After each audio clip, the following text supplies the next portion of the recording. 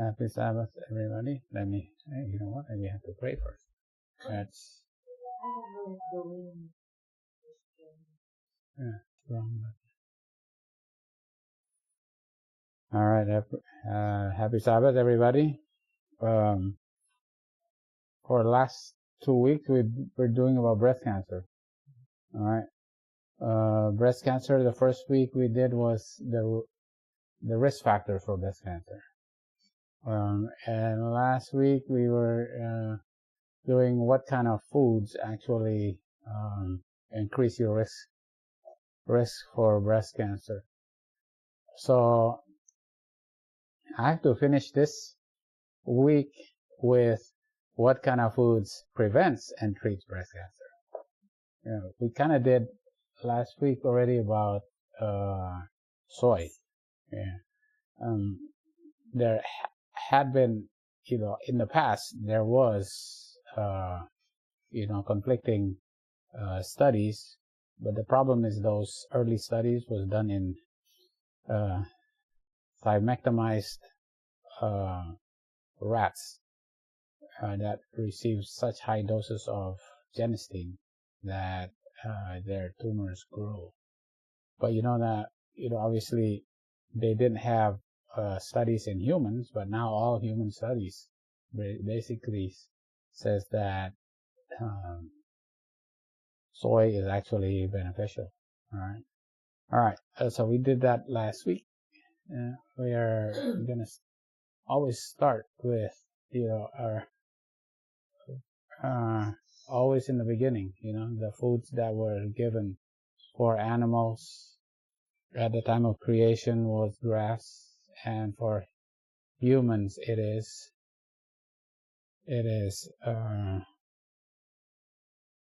nuts, grains, fruits, and seeds. And then when sin came, suffering had to come with it, and because of that, God gave the herb of the field. Herb of the field was given for humans because of the suffering that comes from sin. All right. And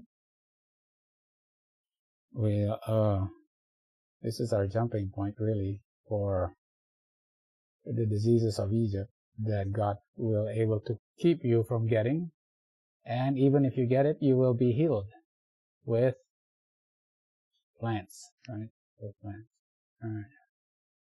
Okay. And we know the diseases of Egypt. One of them is breast cancer. All right.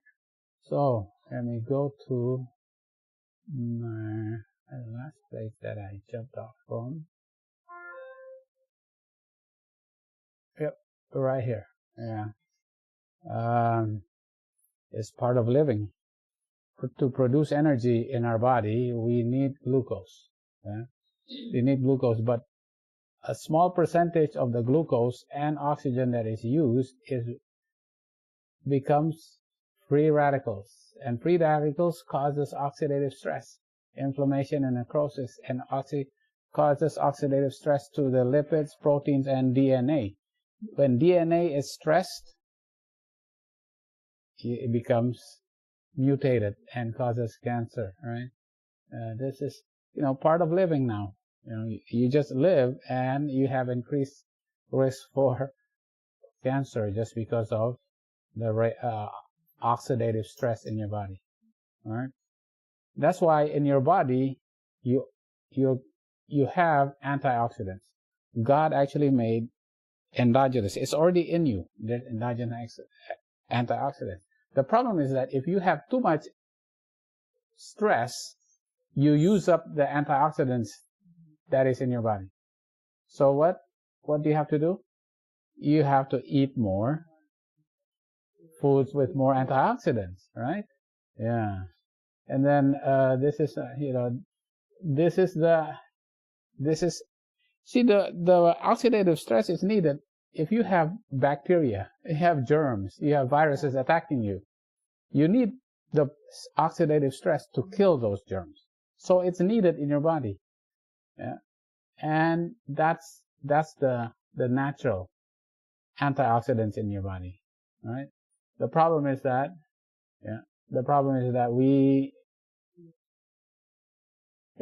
we're exposed to all these products, chemicals, radiation, you name it, pollution that causes mutations. And then we're exposed to kind of foods that make the tumors grow, right? All right.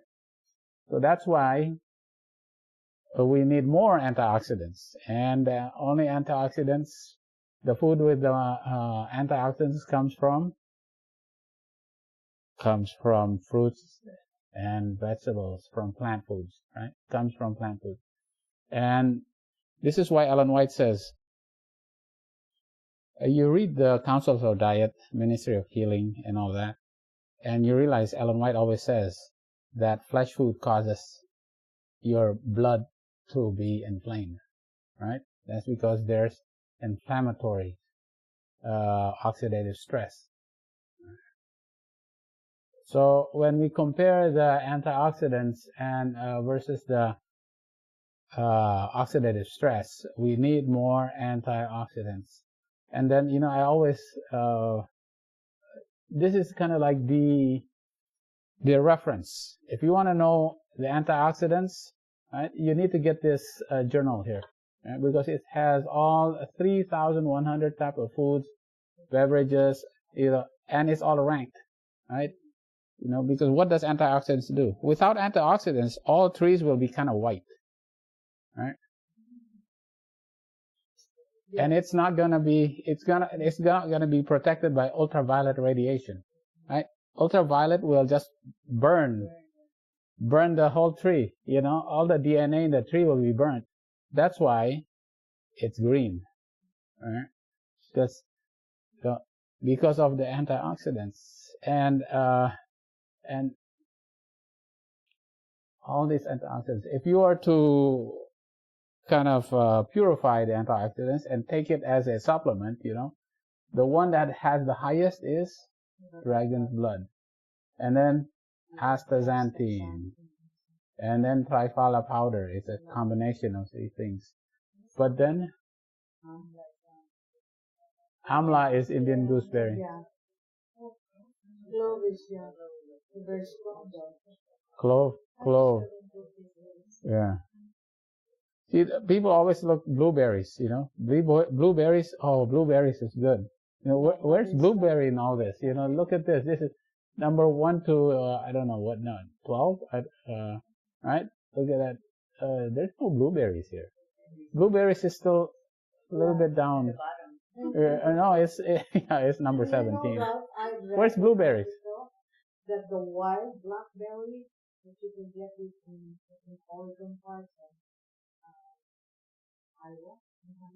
They're much more higher than blueberries. Absolutely, yeah. The wild blueberries and wild blackberries actually have more. So blueberries, yeah. I have them in my. So blueberries, look at 48. Compared to Indian gooseberry, 261,000. This is 48,000. Yeah. Amla is. Yeah. Yeah. And then if you have, what is this? This is kind of like the blueberry jam. Oh, this is bilberry. This is bilberry. Yeah, that's European blueberry. Yeah, it's called bilberry. But blueberry jam is only 3,500. Wow. Look at, if you want to get amla or oregano, rosemary, all these spices, so much more. Yeah. They didn't put it there, but star anise. They got in line with the clove. Yeah, you know what? I had to pick just the top 12 or something. That's 3,100. You can look up anything if you want. So I said, you know what? I want to find moringa. Yeah. Well, there is moringa, but what about moringa? How good is moringa? 11,900. Yeah. So it's good, but, well, yeah, if you want your bang for the buck, right here, amla. Yeah. very strong. Yeah. The Chinese use This is the Indian gooseberry, yeah. right? The amla, and it's actually quite cheap. Now the thing about it is, what about animal foods? Does animal food? Zero. Yeah. Very little. Yeah, a very small amount. I know. Not even. Not worth it. Antioxidants, because they eat plants. Yeah. That's where their antioxidants come from. Some of the plants that they eat. You know, there's 64 times on an average, you know, on an average. You have to average them all out. The plants, fruits, spices, 64 times the amount of antioxidants in animal foods. All right, okay. Antioxidants. So antioxidants, you know, fights against cancer, obviously, right? You need antioxidants. All right. Okay. And you get them from plant foods. All right. And you don't get it from flesh foods. All right. Okay. Let's look at this is Adventist Health Studies. What's the risk of Adventists compared to U.S. population? All cancer risk. Right? Hazard ratio 0.7. All cancer. You reduce your risk in all cancer by 30%. Right? Breast cancer reduced by 30%. You know, and we know Adventists are not all vegans. Adventists are actually well known for having 5 different type of eating patterns. You know, there's the vegans, there's the pesco vegetarians, there's the lacto-ovo vegetarians, and the flexitarians, and there's the vegans. You know, it's very well known. This is why Adventists love to be studied by the people who in nutritional studies, because they can actually see, you know, is there a progression, you know, compared to all these other foods. Anyway, you know, Adventists have less breast cancer, you know, reduced by 30%. Okay. Let's see, what about in the UK? All right. What's the number one highest association? Alcohol. Yeah. I mean, they do drink. They do just to drink.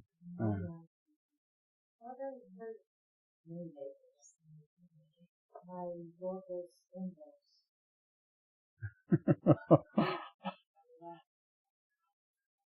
Yes.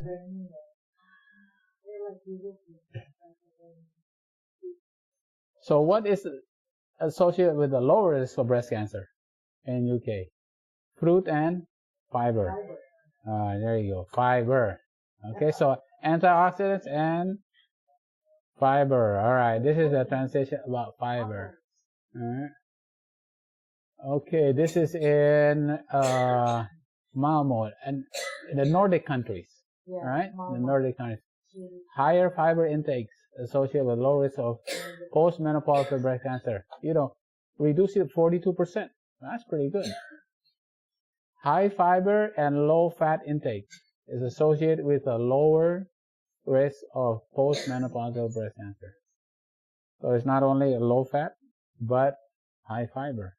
Well, right away you say, what's low fat and high fiber? Well, that's plant foods. Yeah. So this is, you know, this is why we have to get all these studies just to make sure we know that there's scientific data, you know, for this. Okay.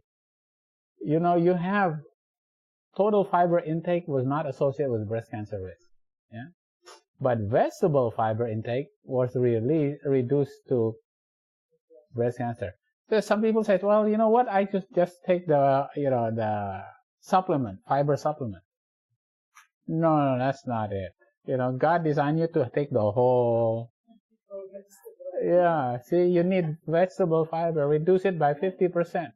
See, You wanna hear something vegetable funny, fiber. I had a friend who told me, he said, I've been taking this supplement. I still cannot cook. I said, listen, you eat okra?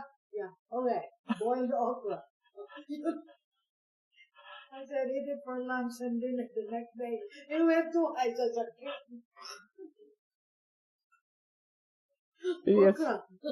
It's really, you can't really just, take the active ingredient by itself, it's the whole, So fiber just by itself, not that good. But if you take the whole vegetable fiber, if you take it in the form of the matrix of a vegetable, right, it contributes to reduce breast cancer risk. And look at that, 50%. All right. And what does fiber do? Yeah, it reduces the amount of estrogen in the body. I guess it's actually, it binds with estrogen and progesterone. So the higher the fiber, the lower the estrogen level, right? Yeah, so we know estrogen is one that actually causes breast cancer to grow, right? So what happens? So they take the fecal content and they check how much estrogen is in there. So the more fiber you take, the more estrogen you actually lose as waste. You excrete in your excreta. Yeah? So more, it just flushes out, it just binds it, and more comes out. This is actually very good because estrogen is what drives breast cancer. Right? Vegetarian women have an increased fecal output, which leads to increased fecal excretion. Oh, there's increased fecal output with the fiber, right? But also, estrogen also gets flushed out, all right? So what happens? The concentration in the blood goes down, all right? Yeah, right? Makes sense, right? So he said, wait a minute, why is fiber, isn't fiber actually not bound? Oh, it's actually not digested? Yeah, that's the point. It actually traps certain chemicals, certain hormones, but also fiber by itself, right? So we've done this many times. Fiber, you get the fermentable fiber, right? Which is a resistant starch, beta-glucan, we go back to beta-glucan again, xanthine and inulin, right? This is fermentable fiber, right? These are the types of fiber that you want. The fermentable fiber plus the plant proteins, which is the building blocks with amino acids, right? It's actually fermented by the good germs in your gut, and you get short-chain fatty acids. Now, this is short-chain fatty acids. This is what is the food for your gut enterocytes, for your cells. These are the cells of your intestines, right? This is the food for intestines, right? Especially butyrate. Not only that, it actually produces substances that increases your immunity. It actually unlocks the immunity cells, right? Increases your lymphocytes, right? To become more active, right? So not only is it food, but it actually increases your immunity, right? And we all know butyrate actually helps increase your GLP-1, right? Makes your appetite go down, right? Naturally, without having to get shots. Yeah. Okay, so which foods are high in fiber? So I had to, I found it in dietaryguidelines.gov, I had to pick and choose here. Yeah. Cereal, high fiber, sweetened brand cereal has like 14 grams. Now, women is advisable to get about 30 grams. Right? Men should get about 40 grams of fiber. You just eat, half a cup of high fiber unsweetened bran, and you get 14 grams already. Right? Lima beans, lentils, sweet potato. I picked and choose the things like, oh, chickpeas, broccoli. Oh, no. Yeah, broccoli, 2.8. All right. Soybean. Moringa. Here's moringa, 2.5. Moringa pods. Do you eat the moringa pods or mostly the leaves? Yeah. Certain parts of the Philippines, on the northern part, a lot of the southern part, they don't know how to eat the fruit. But that's very rich. Yeah. Potatoes, right? Now flax. Oh, flax is not that much. But flax has the phytoestrogen. Phytoestrogen. So the flax, doesn't have that much yet. Yeah. But then you go strawberry, blueberry, guava. Look at guava. And what is one of the highest amount of vitamin in guava? Yeah, it's more than oranges. Yeah. You think, okay, I want vitamin C, I take oranges. You take guava. Yeah. Not only that, much higher in fiber compared to oranges.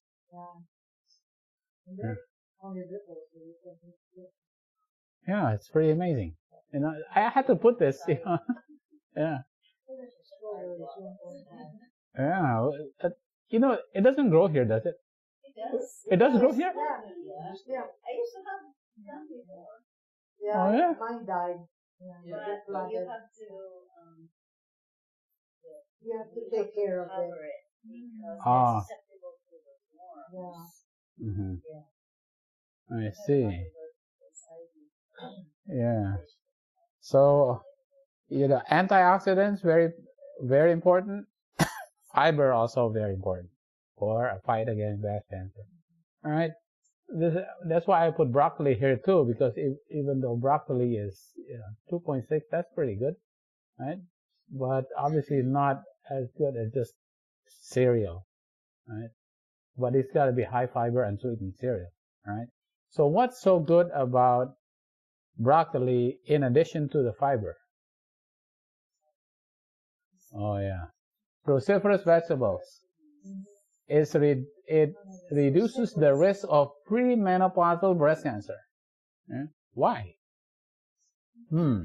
What's in it is the isothiocyanate. Isothiocyanate. What is that? Right? It's I3C, indole 3 carbinol, right? Indole 3 carbinol decreases expression of estrogen receptor, right? And now this is the indole 3 carbinol. Now this is genistein. So if you were to take indole 3 carbinol that is in broccoli, and you add also soy, right? It has a synergistic effect, right? Because genistein is almost like it's a similar structure to estrogen. Right. And then you have indole 3 carbinol.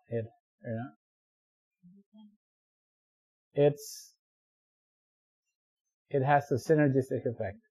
Now, edamame or tempeh or tofu with broccoli, you stir fry it. Is that a good? Just remember, this is a very good combination, right? Because it's actually proven, right? IC3 induces estrogen hydrolation and decreases concentration in several metabolites to activate estrogen receptor. Right? So when you eat broccoli, make sure try to add things that actually improve, that actually not just additive but synergistic. Right? Synergistic is actually 1 + 1 doesn't become 2, but 1 + 1 becomes 3. Right? The effect is actually more amplified. Right? Indole 3 carbinol. right? What else is in cruciferous vegetables? Sulfurophane is anti-cancer in breast cancer stem cells, right? This is sulfurophane. That's the chemical, right? So this is a breast cancer cell, right, in a petri dish, and they drop a little bit of sulforaphane, and they increase the concentration of sulforaphane. The more sulforaphane, the less and less, the smaller and smaller the breast cancer. Right? So the cruciferous vegetables has indole 3 carbinol and sulforaphane. Right? This is what happens before sulforaphane and then after sulforaphane.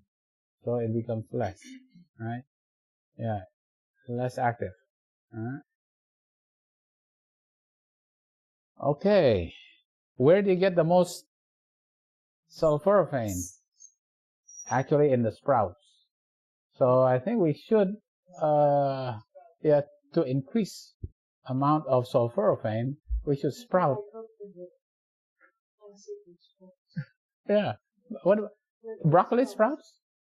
You know, you eat broccoli sprouts? Yeah. Is it easy to grow?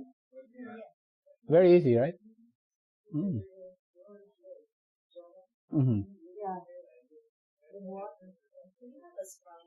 Yeah, we haven't sprouted. We actually got jars, but we haven't gotten a chance to actually do it. Yeah. You know what happened? 3-day-old sprouts of certain crucifers, including broccoli and cauliflower, contains how much? 10 to 100 times glucorophane, which is the active ingredient that makes sulforaphane. Highly concentrated. It's like an egg has a lot of cholesterol in it. An egg is bad. Compared to if you eat 1.5 pounds. You take 1 ounce of broccoli sprouts is equivalent to 1.5 pounds of mature broccoli, right?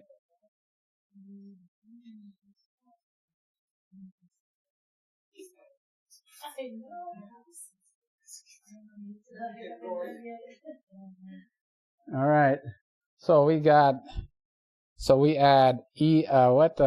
indole 3 carbinol, sulforaphane, right? And now we add another thing, catechin, which is for EGCG. All right. Catechin is broken down to what is called epigalactocatechin gallate. All right. Just say EGCG. Yeah. EGCG. EGCG is good for you. All right. I like just saying EGCG. Yeah. Epigallocatechin gallate. All right. EGCG. Right.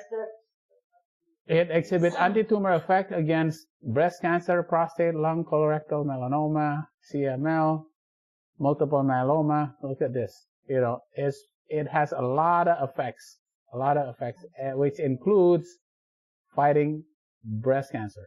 All right. And where do you get EGCG? And this is why a lot of, there's decreased breast cancer actually in Asia, because EGCG is found in green tea, right? Well, it does have, but you can get decaffeinated, but there's other types of food that have a lot of EGCG. But you have to know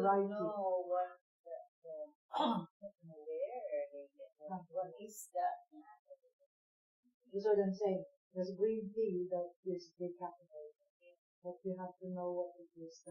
The Indian variety is better than the Chinese variety of it. Ceylon grows it. Yeah. You have to really do. This is actually proven already, because how it actually works, it blocks blood vessels, angiogenesis, right? Yeah. For tumors to grow and metastasize, you need blood vessels. Yeah. So this blocks the growth of the blood vessels, right? EGCG, right? And it's found in green tea.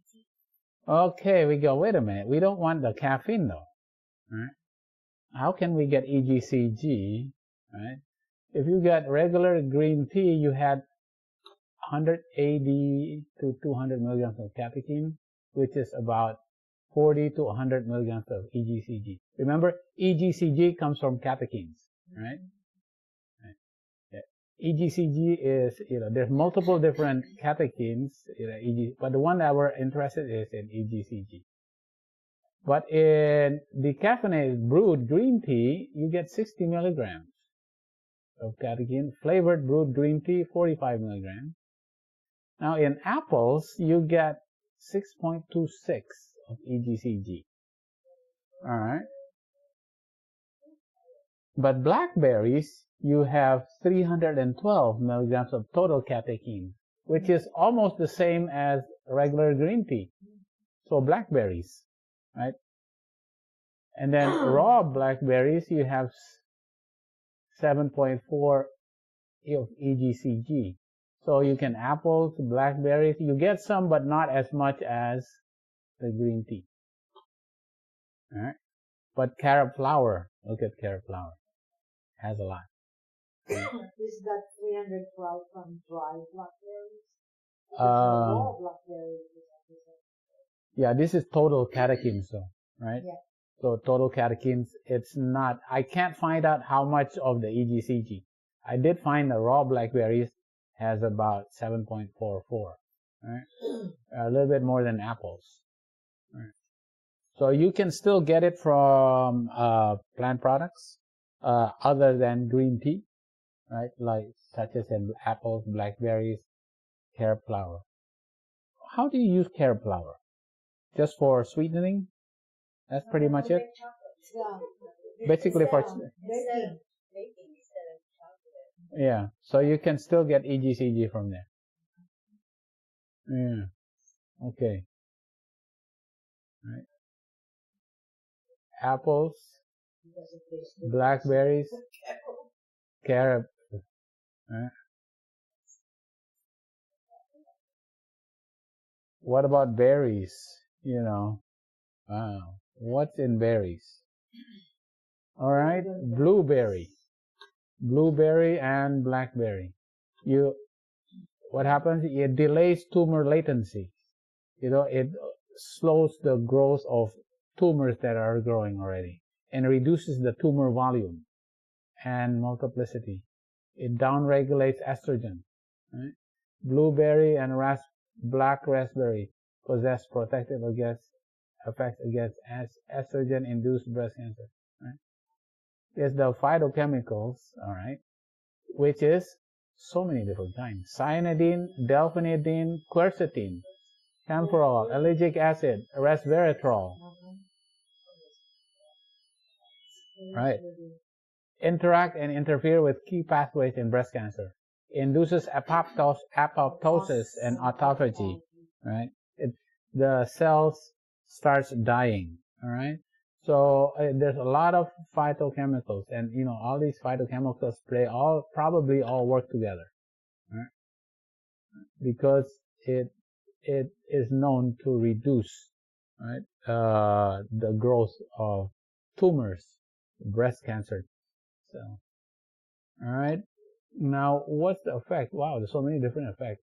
Antioxidant effect, cell cycle arrest, apoptosis, anti-proliferative, anti-inflammatory, anti-angiogenesis. All these because there's so many different kinds, right? So you can't just take one chemical. You have to take the whole thing. This is why a whole plant is better. Right? The vegetable, the whole blueberry, the black raspberry, there's so many effects of it in there. All right. What else? Okay, phytochemicals. What about allium? Where do you get allium? Onions. There you go. onions. All right. Onion, leeks, and garlic. Wow. Is that in the Bible? Oh, absolutely. Yes. Onion, leeks, and These garlic. are leeks. That's what they said. When we go back to Egypt. Yeah. Yeah. Onions, leeks, and garlic. Yeah. Oh, okay. Hold on. Right. All of it. All these studies about allium vegetables and breast cancer, all of it reduces. When you put all together, reduces breast cancer risk. Right? Allium vegetables reduces breast cancer risk. All right, multiple studies have shown it. And then, right, and then when you want to high intake of allium vegetables may be protective against development of breast cancer. Reduces 25 to 30% risk of breast cancer between those who take a low amount and those who take high amount. All right. Okay. All right. Here we go. All right. Let's find out what is the most chemo. We've done this before. The most chemo preventive vegetables that works against multiple different kinds of cancers. So there was like about 8 or 10 different cancers, right? And then we chose, this is breast cancer and this is prostate cancer. This is the amount cell proliferation. If you take these type of foods, it reduces, and the one that reduces the most in breast cancer is garlic, leeks, right? Garlic and leeks, right? And even prostate, garlic and leeks is the best one, right? The ones that also reduces it, although not as much, is the cruciferous vegetable. Although bok choy is probably not as good. We like bok choy. Yeah. But spinach is better, right? Kale is better. Broccoli is better, right? Look at this. The amount of proliferation reduces significantly, especially leeks, onions, and garlic. And this leeks and garlic all the way down here. Right? See, this is the cruciferous vegetable. So it's not that cruciferous vegetables, don't work, but the allium class of, leeks, onions, and garlic actually works, has the most potent effect, right? Okay, against breast cancer, even prostate cancer. And what's the kind of vegetables that Americans like? Tomatoes and potatoes, tomatoes and lettuce. Okay, tomatoes and lettuce. Oh boy, tomatoes and lettuce, right? Tomatoes and lettuce really doesn't reduce cancer. For prostate cancer, well, tomatoes does reduce it some. Yeah, we're gonna do a little bit about tomatoes too.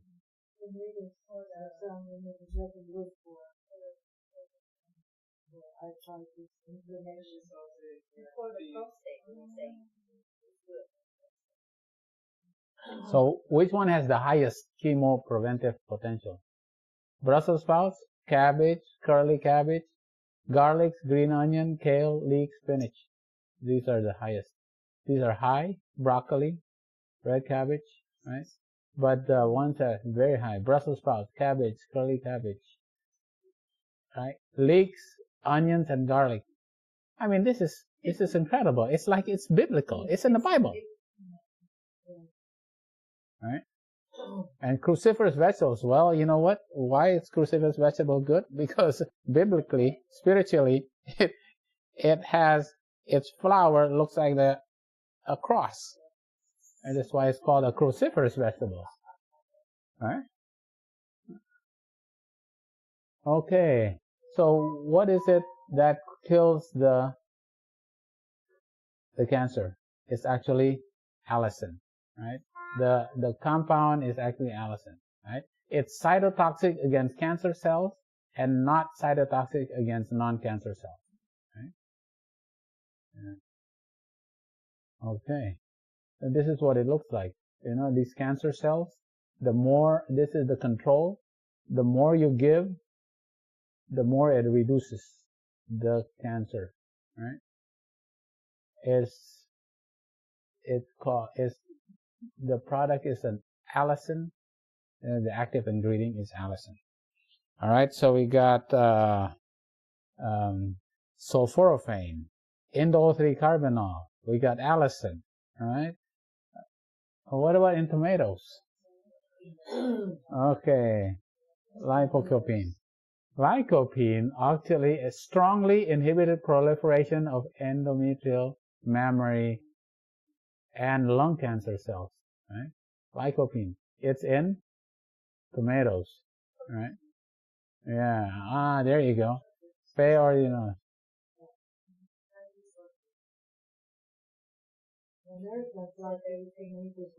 Which is better, raw tomato or cooked tomato? Well, yeah, right. The raw tomato had 2.0 of trans lycopene tomato. After 2, 15, and 30 minutes of heating, right, it increases from 2, it increases to 3. And you go 15 minutes, it goes to up to 5.45. If you go to 30 minutes of heating, it goes to 5.32. So about 15 minutes, probably good, right? Heating it 15 minutes, right, compared to raw tomato. Right? The antioxidant activity of raw tomatoes, right, was 4.13. With heat treatment for 2 minutes, right, it increased to 5.29. 15 minutes, it increased to 5.53 compared to 4. And then at 30 minutes, increased to 6.7. So actually heating it increases tomatoes. This is, a lot of people didn't really know it. You think, okay, raw is good, right? But actually heating it, it increases, the lycopene content and the antioxidant activity. Right? There's no significant changes in either total phenolic or total flavonoids when you heat it. Right? Okay. So I guess, this is, it's about the heat, specifically. So, I don't think it actually went into whether sauteing versus, cooking or something like that, but I think it's the heat, right? Okay.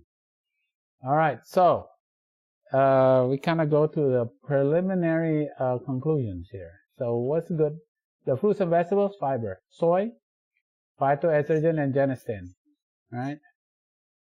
Cruciferous vegetables, sulforaphane, indole 3-carbinol, right? All right. Peas, apples, berries, and carrots, EGCG, all right? All right. We got to look into more of this green tea, whether we can get decaffeinated green tea. Yeah, I'm pretty sure we should be able to. What about berries? Well, berries is good. It has EGCG and anthocyanins. Right? And leeks, onion, garlic, allicin. Right? Tomatoes have lycopene. All right. Okay. What else we haven't? Oh, flaxseed, right? Flaxseed has studied a lot. Even though it doesn't have that much fiber, but it's the phytoestrogen, right? Right? Specifically, the lignin phytoestrogen, SDG, right? Lignin. Well, the fiber is not that much, right? Still better than anything, right? But it's the phytoestrogen that we want, right? It not only prevents, but it actually can treat, right? There's therapeutic role and there's preventive role, right? So, this is just a review, right? Yeah. In postmenopausal women, high lignin intake was associated with significant reduction in postmenopausal women, high associated with a reduced breast cancer risk, right? So those, it reduces the risk, right? Okay.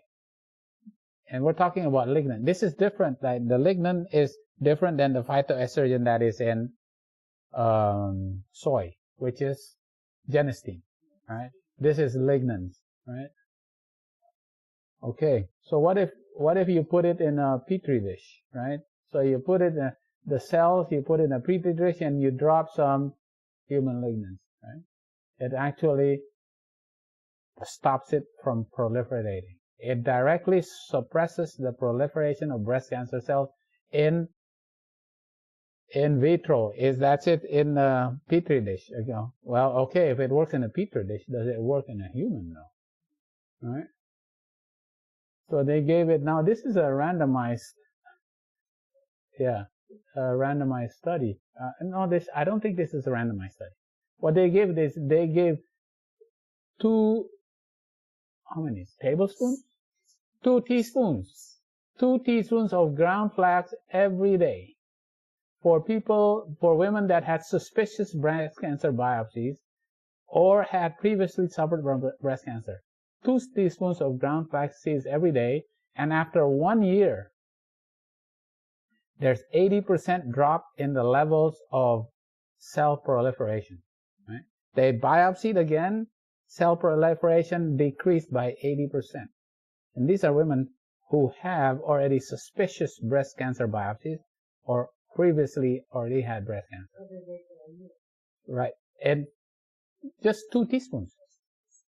Right? Yeah.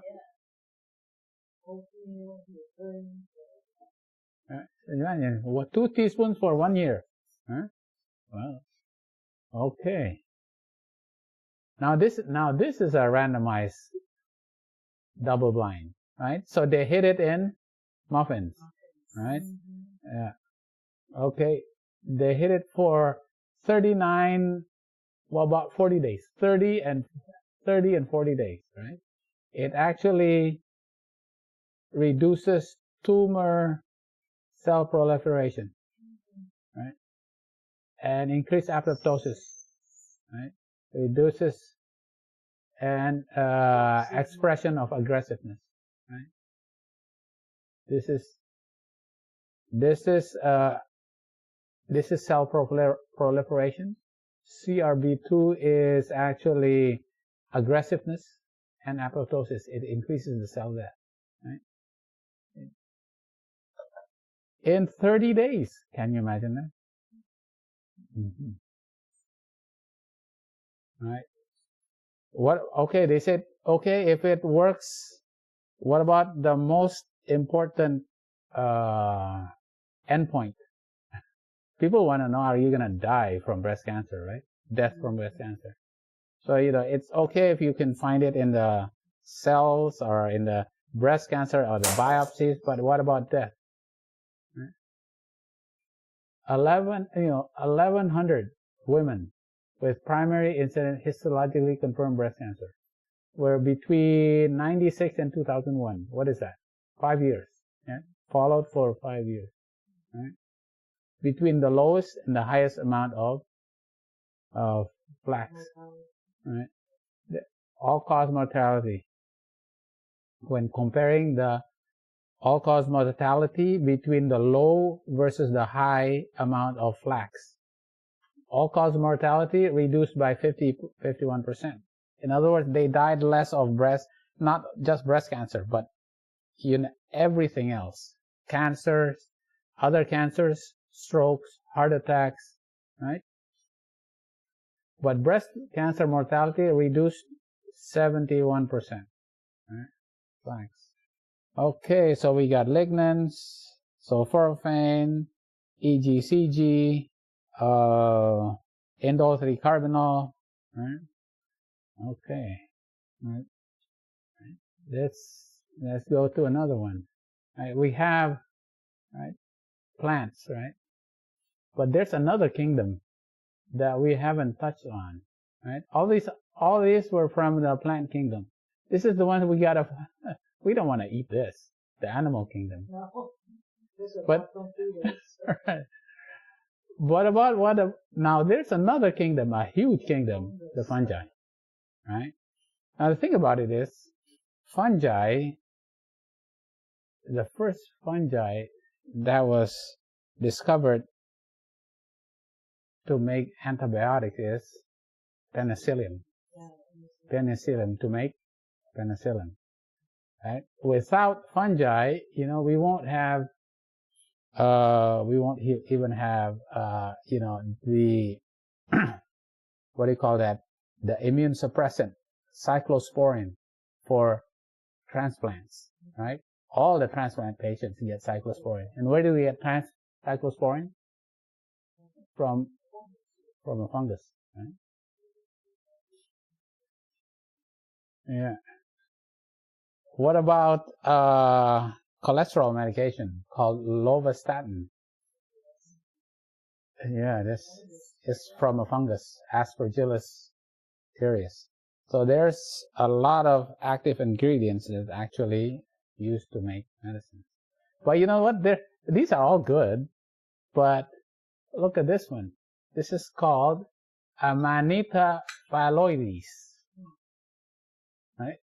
It doesn't look that bad, but half of a mushroom will kill a adult human being. This is the most poisonous mushroom. Yeah. Half of that mushroom can kill a human. Right? What about this psilocybe cubensis? It's called a magic mushroom, golden halo, golden teacher, cube. It causes hallucinations and hallucinogenic. So people who want to get high, want to get an altered experience of seeing things, they take these magic mushrooms. It's very famous, right? So there's a lot of good effects, but there's really some. And what about Candida? Yeah. Right. Candida is part of your flora, but there could be overgrowth, right? Yeah, there can be overgrowth, but it's actually part of your flora. It's not, it's not necessarily bad in itself, right? As long as there's a good amount compared to the rest of the bacteria, right? A healthy ecosystem, right? So this is the, some of the funguses. Obviously, this is more of a yeast rather than a mold. This is a mold. This is a yeast. But this is all right. Now, without fungus, basically we probably won't even able to survive, because all plants need funguses in the soil.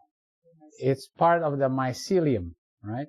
Because without funguses, funguses actually take the nitrogen and take it to the root. So they actually grow in the soil, and it brings in nitrogen, right? It actually brings in. Without funguses in the soil, the plants wouldn't really grow. They won't grow. And then we need the nitrogen because, it's good for our bodies too. We need nitrogen, right? But also, funguses is part of the normal flora in the intestines. So humans actually need the good bacteria and a mixture of all kinds of germs in a balanced ecosystem in the intestines, right? Okay. The thing about it is, there's an anti-cancer potential in edible medicinal mushrooms in breast cancer, right? And there's, angiogenesis inhibition, apoptosis induction, cell cycle, all these things. There's so many different things in mushrooms. Glucans, I can't even pronounce this. Sequiterpenes, glycoproteins, protein-bound polysaccharides, minerals, there's so many macronutrients and actually micronutrients in medicinal mushrooms. Obviously, this is the medicinal mushroom.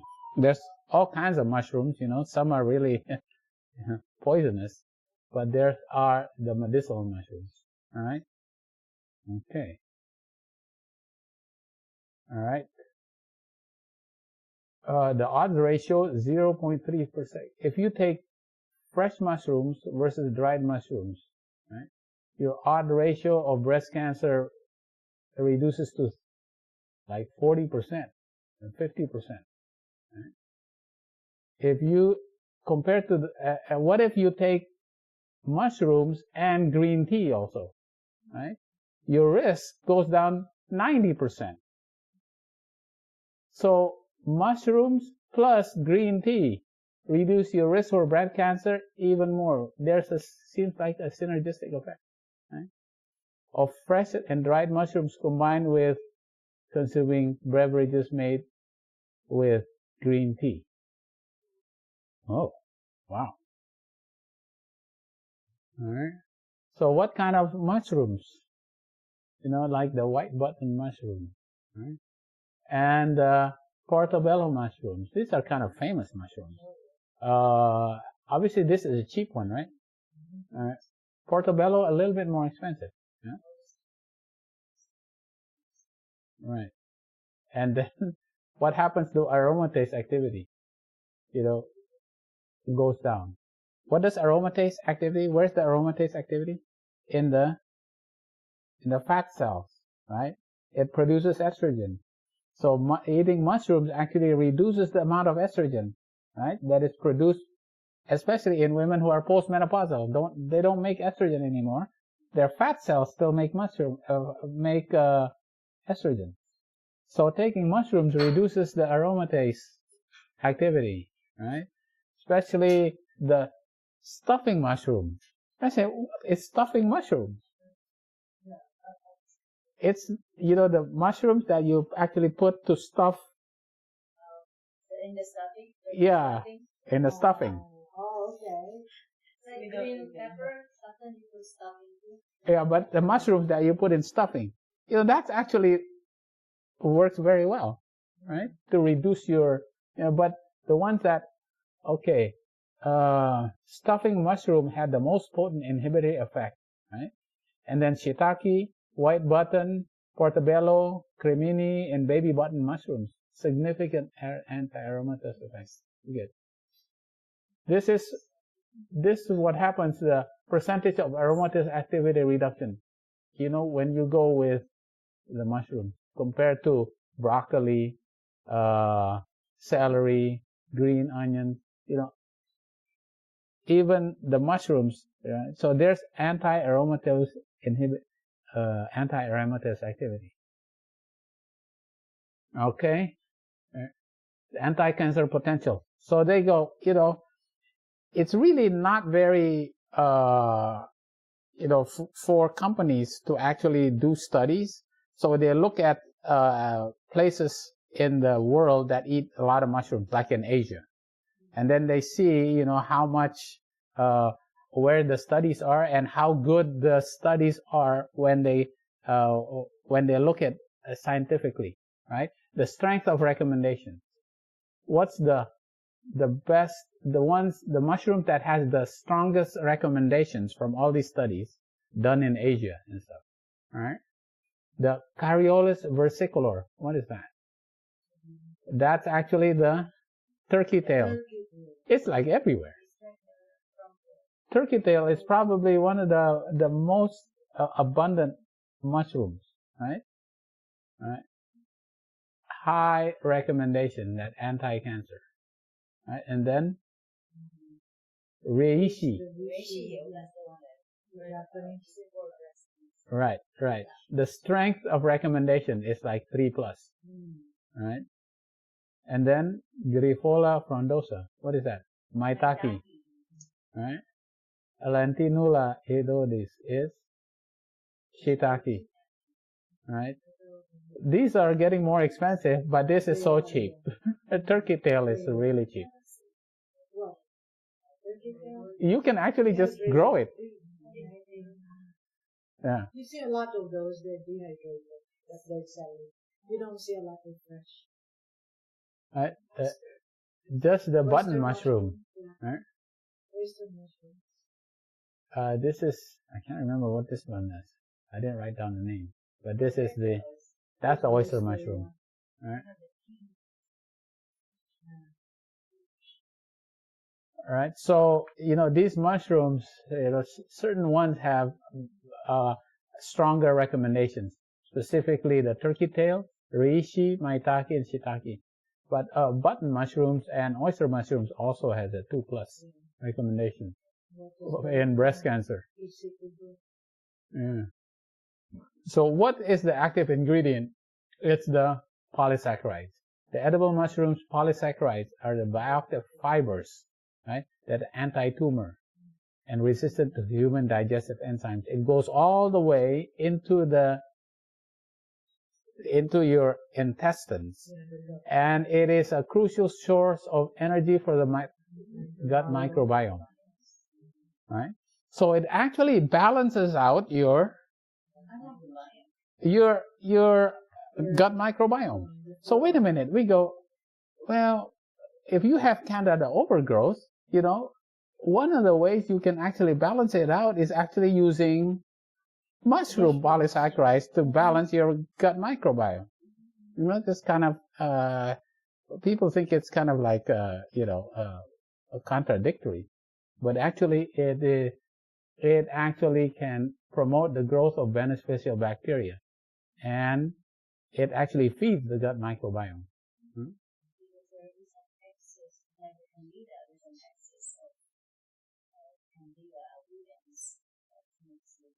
Yeah.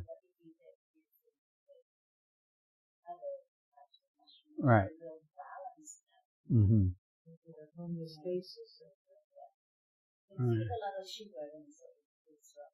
Right.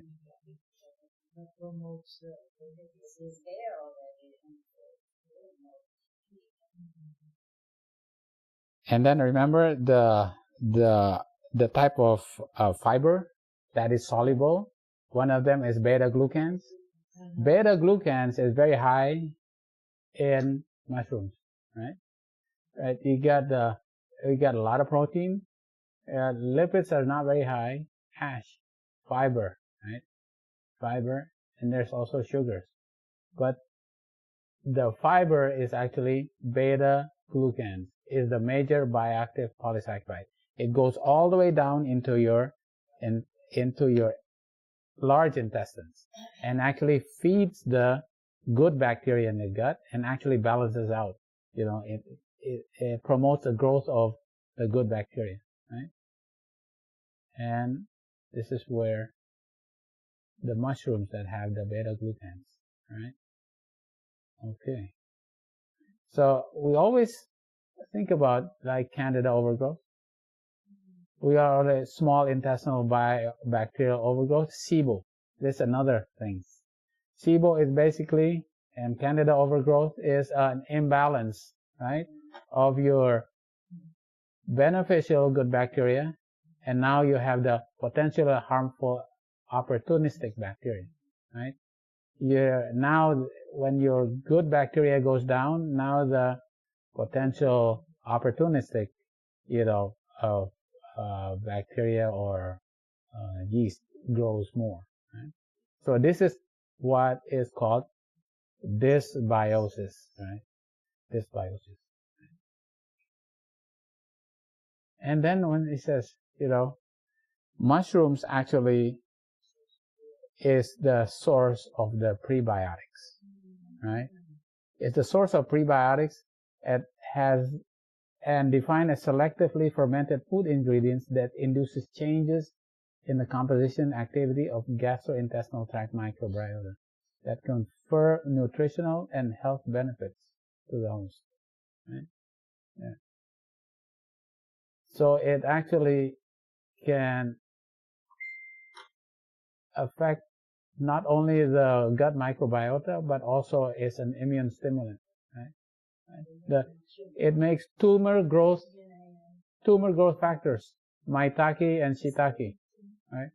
Promotes immunity, increases immunity, because it goes all the way down into the intestinal tract, and it gets metabolized by the bacteria, and that, the active ingredients to increase your immunity cells, right? And the soluble beta-glucans, right? It stimulates the NK cells, cytotoxic factors. This is humoral antibodies, right? Cellular immunity, T cells. This is fights against viruses. This fights against bacteria, viruses, and this neutrophils eats it all up. So these beta glucans, increases your immunity. So they go, okay, now this is in Memorial Sloan Kettering. They actually did this in Memorial Sloan Kettering. It says, huh? No, it's not. It's not. This is not Kettering in Dayton, Ohio. Oh, okay. This is in New York City. Yeah, Memorial Sloan. It's very famous for cancer. Yeah. Right? They said, okay, the Japanese use this all the time. So let's say maybe we should use it. So when they gave it for women who are getting breast cancer treatment, right? It improves their life, their quality of life, right? It's in traditional medicine is a tonic and has immunostimulant and anti-tumor properties. And the active ingredient is PSK, polysaccharide K, right? It's used for cancer treatment in Japan. Wow. Right? It improves survival rates, right? In those who are taking chemotherapy, right? Because it acts as a prebiotic, the PSK, and modulate human intestinal microbiome composition. It improves their microbiome in their intestines, right? And reduces mortality risk by using Cariolis. So now the people go, well, I'm going to take chemotherapy, but can I take, Cariolis, which is actually just turkey tail? It's so cheap, right? It says, well, it actually helps. It is not going to actually work against you. It actually helps for those who are taking chemotherapy, right? Increase their quality of life. And the shiitake mushroom is East Asian cooking valued as anti-cancer agent. And what's the active ingredient? Lentinan, a beta-glucan. Remember, see that? Beta-glucan, right? Beta-D-glucan, a specific beta-D-glucan, has cancer effect. Immunostimulated. It stimulates, it actually fights, it improves your immunity, right? Beta-D-glucan. It suppresses the cytochrome P450 that is known to metabolize procarcinogen to active. So it actually, the procarcinogen is turned to carcinogens, but this blocks it, right? It causes the cells to die, induces apoptosis. Oh, look at all this. This is amazing. It's been used for thousands of years in Japan and China. So they said, well, Memorial Sloan Kettering says, well, maybe we should study this. Right? And they did. Right? See, it's an anti-tumor effect of the soluble beta-glucan. See, this is why fiber is so important. Right? Fiber is so important. Right? Promotes the growth of gastrointestinal microorganisms, regulate the formation of intestinal flora, right? Immunity of exogenous pathogens, fight against germs that come from the outside, right? Enhances the cells to eat up, or to eat the phagocytosis, eat up the germs, right? Elevate humoral immunity is antibodies, right? And lymphocytes, actually, T lymphocytes fights against viruses, right? It's pretty amazing. Okay. And where is it? This is the beta glucan. Now this is your regular sugars, like your starches. Starches have this type of. Now this is a glucose plus a glucose. The only difference is the type of linkage, right? Okay, this is a linkage like this. This is the same compound, except the linkage is different. And that just this little bit of difference in the linkage makes it a beta glucan and, increases its activity. Can you imagine that? Just knowing this, and just the beta glucan makes it so much more, and it's soluble fiber, right? It actually makes it active against all these pathogens, cancers, viruses, bacteria, right? Because if you eat just complex carbohydrates, right, it is broken down by amylase, right? It goes into your small bowel and it absorbs, right? So your glucose is absorbed, right? If you eat the complex carbohydrates, it takes a long time before it goes down, right? But if you take the processed sugars, the simple sugars, it gets absorbed right away. But the complex carbohydrates goes all the way down, down, down, down, right? But beta glucans is even better, right? It is not even absorbed here. It goes all the way down to your intestines, and eventually it feeds the bacteria there. The bacteria improves the ecosystem, right? The balance of your bacteria. All right. Vitamin D. Where do we get vitamin D?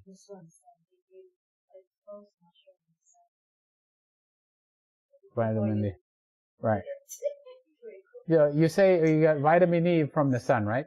But what, other than from animals, what are the plants that give you vitamin D? Mushrooms and dark chocolate.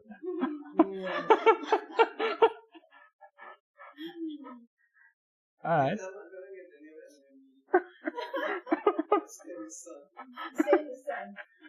Just 20 minutes in the sun.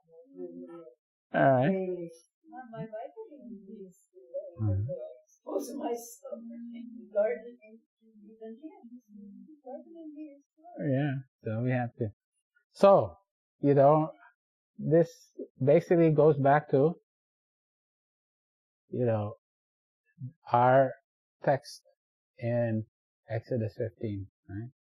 Well, the Egyptian diseases, you treat it, you prevent it with plants, right?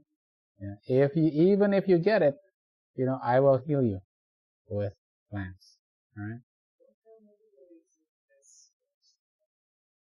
For vitamin D. Yeah. 8 to 10. Yeah. We mess up our environment. Yeah.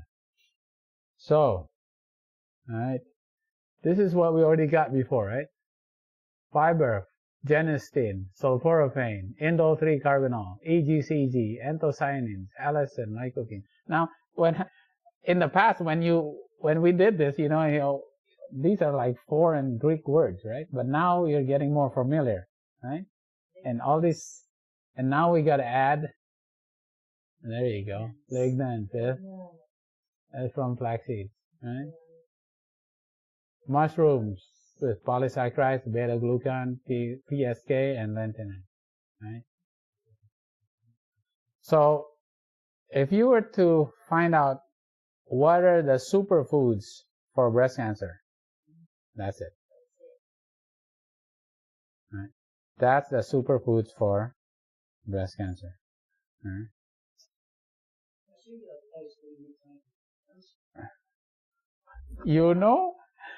This is actually so true, right? Yeah, because Moses says, you know, all the diseases of Egypt, the treatment is the same.